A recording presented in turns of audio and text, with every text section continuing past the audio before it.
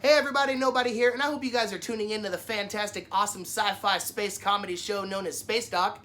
I happen to be in a part of it if you guys are paying attention towards the end of the series. Watch every episode as it comes out on its channel on YouTube, and be sure to like and subscribe with the link that we got set up in the description down below.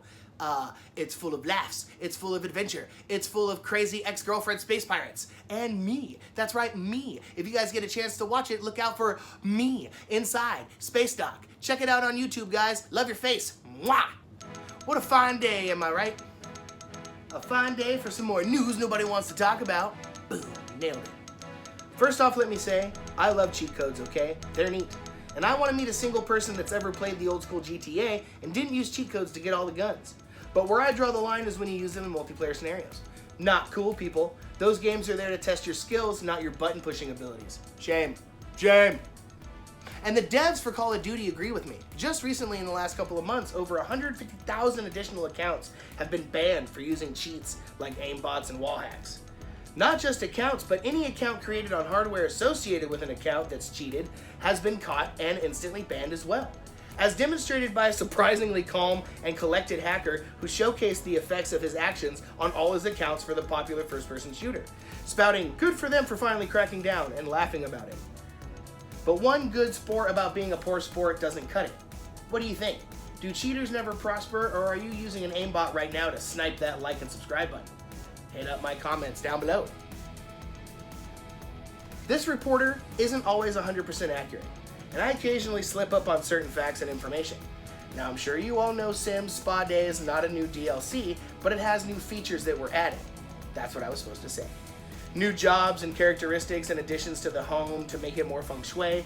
You could be a yoga instructor to pay the bills and even pay for a membership to the local spa. Who doesn't love a good mud bath?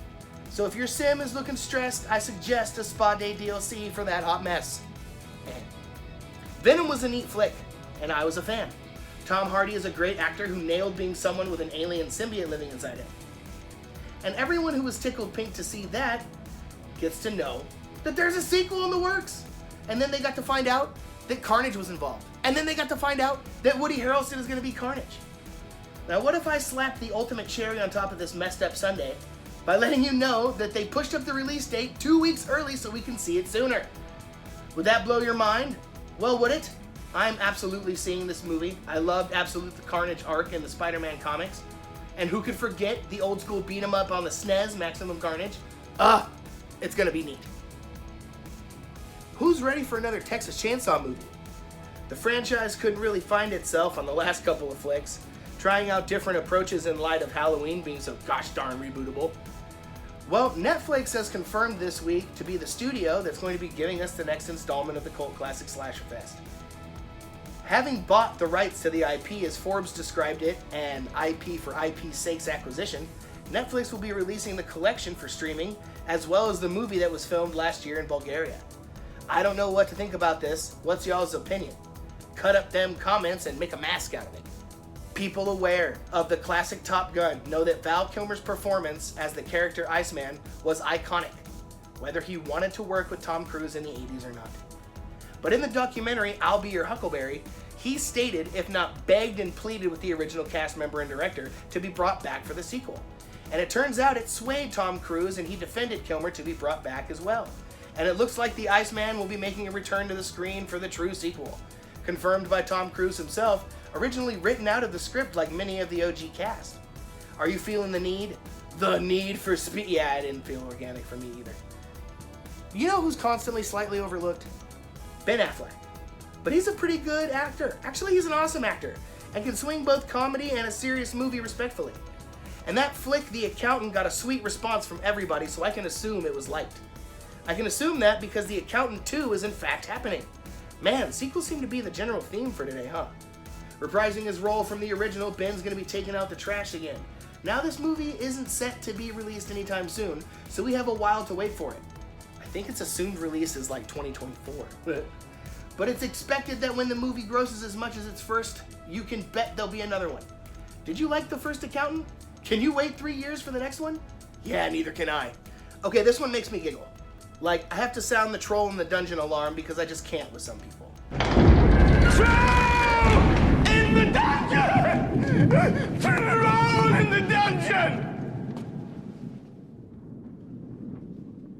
Thought you ought to know. So, it seems that people are too concerned with John Cho playing Spike, as he is too buff to properly portray the character. Harold. Like, Harold and Kumar Go to White Castle is too ripped to play a space cowboy. Does it sound goofy to you yet, Trollioli Oxenfree? You big old trolls? I personally cannot wait for this to come out. There's going to be so many different things and so many similar things, and the show is just set to be absolutely amazing. They're like accommodating for the time, and they're releasing it the way that they are so that people can get a full experience, and it's gonna just be like this big old epic event, and I'm so incredibly excited to see Cowboy Bebop in live action. Not to lie, Netflix has gone 50-50 pretty much with their anime releases. Like, Death Note wasn't good at all, but I loved the Full Metal Alchemist release that they did, as well as Bleach. So to see Cowboy Bebop come out is going to be fantastic, and I personally cannot wait. So if you guys can't wait either, go ahead and let me know in the comments down below, because as soon as I have like a scheduled release date, you're going to have a scheduled release date, so we can watch it together. Swearsies. I'm going to end today on a topic I haven't covered yet for some reason, and I'm going to cover it now. We've talked about a lot of new and upcoming titles on this channel, both movie and video game alike, but I have waited for just the right moment to discuss that which I am sure is going to be so flippin' huge. Yes, I'm talking Sandworm huge. People brace yourselves, I'm going to be talking about Dune. Yes, Dune. Yes, the remake, decades in the making, is going to kick all the booty when it drops, and this little blue puppet is going nuts just thinking about it. Based on the 1965 novelization and adapted from the 1984 theatrical release, as well as the limited televised series, this flick, was a sci-fi fan's mecca. Not to mention how expansive the story itself is, that being the only reason the original movie was made the way it was. Known for being sped through plot and filming wise to get the entirety of the story on film, the finished project left too much on the cutting room floor and had a negative effect on the movie's premise. But this new version is a part 1 of a series, and I was told even by an insider that even though the movie is phenomenal, the cliffhanger ending is so sudden and abrupt that it's insane. Set in a world where a drug called spice extends human life and gives the taker the capacity for superhuman thought, a young man is given the keys to a kingdom and control over a galactically demanded substance, knowing it's a trap. He brings his woman and advisor to the mining operation to oversee production and tries not to be taken by the enemy at his side or the gigantic sandworms that swarm under the sands. With a killer class of super outstanding actors, including Timothée Chalamet, Dave Bautista, and Jason Momoa, Josh Brolin, Oscar Isaac, Zendaya, and Jessica Ferguson, it's looking to be oh so fantastic. And I cannot express how excited I am for this movie, and feel free to bash my nerdness all you wanna. I've been sitting here on the edge of every seat ever waiting for this to be made. And current tech too. I'm gonna see it when it comes out. Are you excited for Dune? Did I just inform you of a movie called Dune? Should I stop saying the word Dune? Dune in the comments, Dune below with your Dune. People, that's gonna wrap it up for this week's episode of News Nobody Wants to Talk About. You guys, thanks for coming in, and new viewers and subscribers, we upload a new video every week. So stay tuned, because I'm Nobody, I love your face, and I will see you next time.